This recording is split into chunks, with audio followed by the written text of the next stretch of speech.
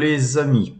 Alors en ce 5 février 2022, une petite analyse sur le CAC 40 qui clôturait vendredi à 6951,38 avec une petite baisse de 0,77%. Graphiquement sur Ichimoku, on s'aperçoit que sur ces 3 dernières séances, on voit que les cours se sont rapprochés du Kumo et ont même tenté une première fois la perforation de ce dernier. Alors, on voit que le Kumo là ici a plutôt tendance à s'épaissir dans les prochains jours. Il est fort peu probable que les cours après une série de baisses telles que celle-là puissent avoir l'inertie et la force nécessaire à pouvoir repasser au-dessus de cette zone du Kumo qui nous indiquerait, si tel était le cas, une variation plutôt haussière sur les prochains jours. Moi personnellement, j'aurais plutôt tendance à parier sur la continuation de la baisse, déjà simplement au vu des cours du Brent qui ne cessent de flamber. Mais aussi parce que graphiquement on voit que en fait on a une bougie avec ici une sorte de pierre tombale qui porte bien son nom, et puis 2 grosses bougies rouges derrière qui valident en fait la pierre tombale, faisant ainsi croiser la moyenne 2 jours, 12 jours, qui est une moyenne pour ceux qui font du trading intraday, importante à regarder pour se déterminer un sens sur du court terme, dans quel sens trader la journée du jour J, mais aussi le directional index mouvement. Vous savez que je suis très regardant de cet indicateur paramétré sur 2 jours, hein, par contre, qui est lui aussi vendeur. Alors on observe une volatilité accrue et puis des retours en gras sur des valeurs value, et on voit que des valeurs comme LVMH qui perd 2,87% depuis le début de l'année ont amené le CAC 40 dans le rouge depuis le 1er janvier avec moins 2,6%. Et oui, le CAC perd moins 2,6% depuis le début de l'année. Le portefeuille PowerTrade, lui, notre portefeuille affiche lui une hausse de 7,88%, pratiquement 8%, avec 56 915 € de gains depuis le début de l'année. Ce portefeuille bouge pas, on garde toujours 50%, hein, vous le voyez là sur Total, plus de 50% de nos actifs sur l'action Total. On a du Shell Midstream Partner qui représente pratiquement 5% de notre portefeuille, et donc vous voyez qu'on est quand même exposé sur le pétrole, et donc que nous croyons vraiment à la continuité de la hausse du pétrole. Ce qui ne nous a pas empêché de prendre quelques bénéfices, hein, sur Total et d'autres valeurs comme Orange dernièrement, hein, la semaine dernière, pour se reporter sur des valeurs comme L'Oréal, Eramet, et puis aussi d'augmenter notre poche espèce, hein, liquidité, puisque en ces temps de volatilité, il y aura certainement de bonnes opportunités à saisir, et donc on se tiendra prêt à les saisir s'il le faut. Il faut savoir aussi qu'on a des dividendes qui vont tomber. On attend les dividendes de Pfizer, hein, qui sont trimestriels. On a un dividende exceptionnel Kimley, hein, regardez ma vidéo sur Kimley, une très bonne valeur cotée à Singapour. On a aussi un dividende sur Thai Beverage, ainsi que évidemment l'éternel dividende mensuel de Realty Income qui va tomber. Donc on va avoir toujours un petit peu d'argent à réinvestir aussi, qui vont tout du moins dans un premier temps gonfler notre poche de liquidité. Alors comme je le disais en préambule, hein, le CAC 40 depuis le 1er janvier, lui, perd moins 2,6%, mais dans le même temps, vous avez Total qui a monté de 14,21%. ce qui explique un petit peu notre résultat, puisque nous sommes exposés à 50% de notre portefeuille sur Total. Alors, je vais essayer de vous faire une petite analyse sur le Brent que j'ai déjà fait plusieurs fois, et notamment je vous recommande de regarder notre vidéo, la vidéo que j'avais faite le 13 février 2021 sur le Brent, où le Brent depuis le 13 février 2021 affiche aujourd'hui plus de 45% de hausse. Et donc, ce qu'il faut essayer de regarder, hein, c'est les zones où je vous avais dit, tiens, il se passe quelque chose sur le Brent. À l'époque, on voit ici en 2020, je vous avais dit ici qu'il y avait un W. Regardez la vidéo de l'époque. On a cassé le W, on a fait l'objectif. Ensuite, on a végété et ensuite on a eu un signal d'achat sur la moyenne de 12 avec un triple bottom. On a fait l'objectif. L'objectif à peine atteint nous a pratiquement tout de suite remis sur le Brent, avec un Brent qui à l'époque, hein, déjà la première fois que je vous en ai parlé, était sur les 35$. On était juste après la crise du Covid. Quand on était ici, on était à 55$ et je vous l'avais dit qu'il y avait des figures et des indicateurs graphiques qui nous permettaient de penser que le dollar allait continuer d'augmenter et ainsi de suite. Dernièrement, notamment la semaine dernière, il y a 2 semaines, pardon, je vous avais signifié qu'on avait cassé les plus hauts ici qui étaient à 85$ et que je voyais, comme d'ailleurs à ces 3 périodes-là, je voyais le dollar, pas le dollar, mais le pétrole monter jusqu'à 100, 120, voire 140 dollars. Et aujourd'hui, ce scénario se confirme de par l'analyse graphique. On voit ici qu'on a la moyenne 2 jours, 12 jours qui marche très très bien sur le pétrole. On voit bien quand ça croise, il y a des faux signaux, hein, mais quand vous prenez un bon signal, eh bien, vous vous gorgez de pognon, hein, tout simplement. Et là, on est dans cette configuration-là où, effectivement, quand on regarde l'analyse graphique, c'est flagrant, mais si on se penche sur l'analyse macroéconomique, eh bien tout simplement les cours que vous voyez là reflètent tout simplement ce qui se passe dans l'économie. On fait maintenant un petit zoom, hein, justement sur cette moyenne de 12 et on voit que ici, eh bien, elle a croisé il y a déjà longtemps. On a essayé de croiser à l'avant, mais en vain, hein. On voit que cette moyenne de 12, elle reste toujours acheteuse. Ce qui est intéressant de regarder sur la figure là, si on dézoome un petit peu, c'est que, enfin, moi personnellement, je vois ici, en fait, une épaule, une tête et une épaule.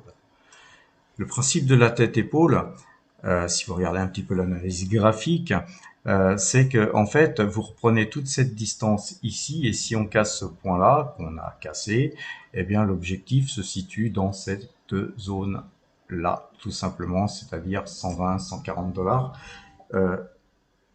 est certainement l'objectif où on va aller se promener dans les prochains jours, je dirais peut-être pas, mais les prochaines semaines et les prochains mois. Alors pour ceux qui me suivent, vous savez que j'aime bien moi étayer l'analyse graphique à des faits réels, à des faits macroéconomiques. Donc là-dessus, on va pas y revenir, hein. Il suffit de regarder un petit peu les informations, ne serait-ce que télévisées, pour voir qu'effectivement tout le secteur aérien repart, les voitures reroulent, l'économie est bel et bien repartie.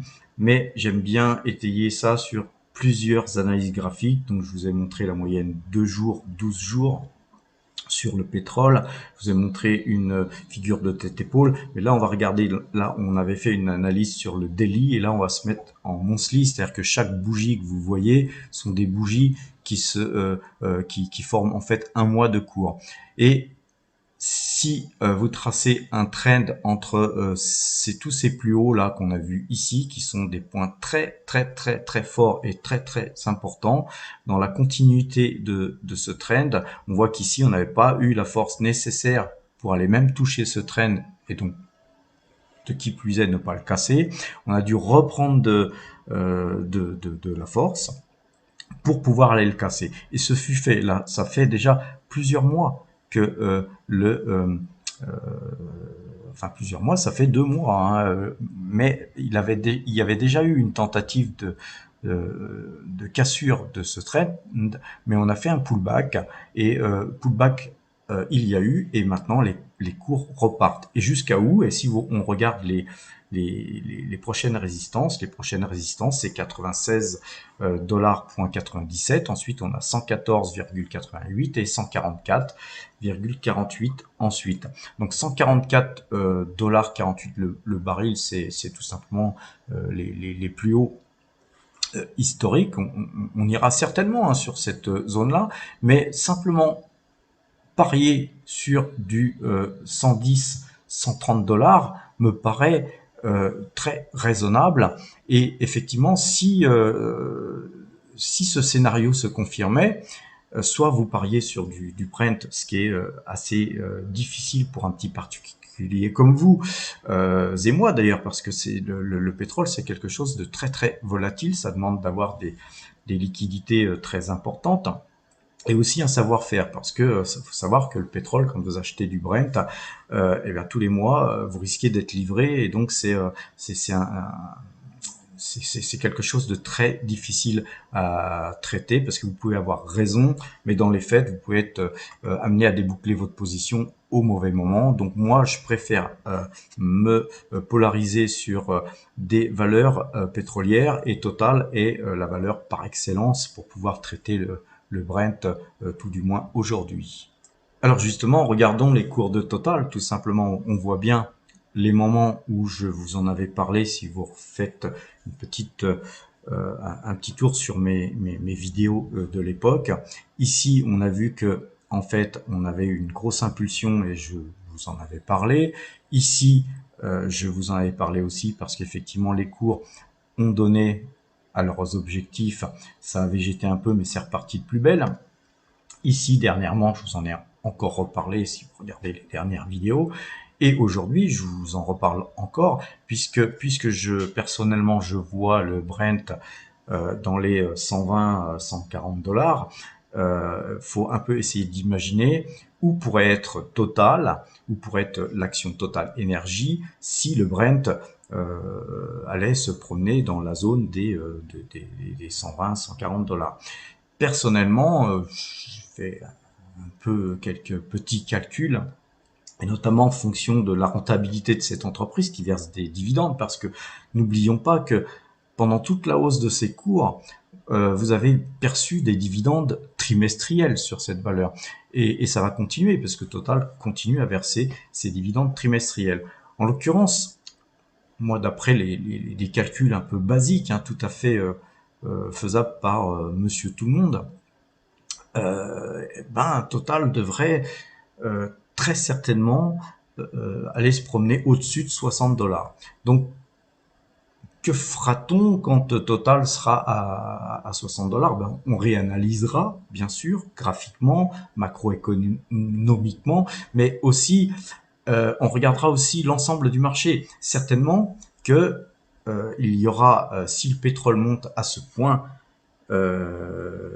très haut, beaucoup de valeurs qui seront massacrées, tout simplement parce que les profits des entreprises, ainsi que l'inflation qui partira donc beaucoup plus fortement que prévu, eh bien les bénéfices des entreprises seront largement amputés par ces coûts de cette matière première. Et juste, tout simplement, c'est pas une satisfaction d'avoir eu raison, mais si vous aviez acheté du Total à 34,97 €, c'était le cours de l'analyse du Brent que j'avais faite le 13 février. J'essaierai de mettre un lien, si j'oublie pas, dans la vidéo quand je la publierai. Vous auriez fait du 45,73% entre le 13 février et aujourd'hui, le 5 février, c'est même pas un an. Et si vous rajoutez les dividendes qui ont été perçus, vous feriez plus de 50% en fait sur un an, ce qui explique d'ailleurs notre très bon parcours l'an dernier et notre en fait parvenir sur les résultats 2021 et notre performance de 30,54% que nous avions fait en 2021. Et donc, nous allons essayer, et je pense que cette année, il n'est pas impossible que nous puissions réitérer une aussi bonne performance que l'an dernier. Donc voilà les amis, juste pour vous dire que en fait notre but de chaque jour, chaque semaine, c'est d'essayer d'extraire de la performance, de profiter de la vélocité des cours, mais surtout d'abord et avant tout, un petit peu comme j'ai essayé de vous le montrer aujourd'hui, euh, d'élaborer un plan de trading avec plusieurs scénarios. Alors là, aujourd'hui, je l'ai fait sur le pétrole, mais parce que c'est un petit peu notre plan de trading depuis plus d'un an. Mais ça peut se faire sur tout un tas d'autres valeurs, et c'est en fait comme ça que normalement nous devons toujours travailler. En d'autres termes, éviter les risques excessifs et d'essayer d'avoir des gratifications immédiates et irréalistes et surtout d'éviter le trading émotionnel. Donc comme vous le voyez, on est plutôt sur du long terme. Alors on fait aussi du court terme sur certaines valeurs qui vont, qui viennent, qui disparaissent du portefeuille, qui reviennent ou qui disparaissent à tout jamais. Mais on est surtout sur des grosses valeurs, des valeurs qui nous donnent du rendement, et que même si les choses se passaient pas très bien sur les semaines ou mois à venir, le rendement serait là, on aurait des dividendes qui nous permettraient de pouvoir continuer notre création de valeur et de pouvoir nous reporter sur cette même valeur à moindre coût ou sur d'autres valeurs qui seraient jugées opportunes. Voilà, donc je vous souhaite un excellent week-end et à la semaine prochaine.